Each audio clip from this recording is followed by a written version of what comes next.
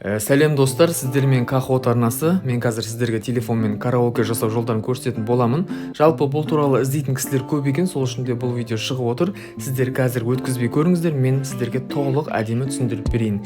Егер сіздің телефоныңызда CapCut немесе VN приложениесі болатын болса, онда сіздер былай жасаңыздар. Алдымен CapCut'ты көрсетейін. CapCut приложениесіне кіресіздер, артына керекті фонддарыңызды қойып аласыздар. Фото, видео болсын, бәрібір. Сөйтіп текст дегенге кіріп, алдымен CapCut приложениесінде жазып аласыздар. Осылай істейміз да, жаңғағыр астыңғы жағын жылжытып анимация дегенге кірсеңіздер, мына астыңғы жағын жылжытатын болсаңыздар, осы жерде караоке деген жазу тұр, мінекей. Соның үстін бастаңыздар, жазуларыңыз осылайынан шығады, мінекей.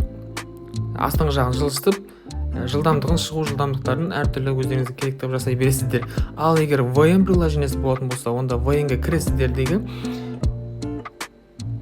керекті фондарыңызды қойып алып, текстке кіресіздер. Бұл жерде алдымен сіздер жазбайсыздар, бұл жерде бірінші дайын шаблонды қоясыздар. Мінекей осылай. Екіншісіне кірсеңіздер, міне екінші тұр. Мінекей шықты, көріңіздер. Дәл осылай, сосын үстіне барып жаза бересіздер. Мінекей осылай.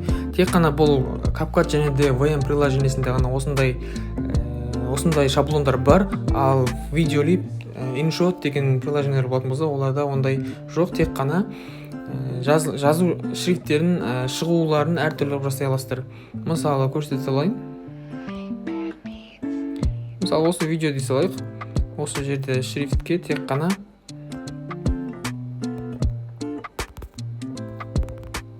осындай болса, бұда жаңағыдай қызыл свет, көк свет сияқты жанып ондай жасалынбайды. Тек қана анимациямен шығуын сол сияқты жасауға болады, мысалы осылай.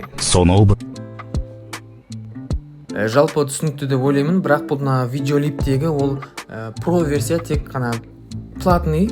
Оны қоятын болсаңыздар, платный ақша төлеп қана қоя аласыздар, ал бесплатныйларда ондай жоқ. InShot'та да осылай, тек қана андай жаңағыдай қызыл, жасыл сияқты әртүрлі светпен олай жүрмейді. Тек қана CapCut және де VN приложениесімен ғана жасай аласыздар.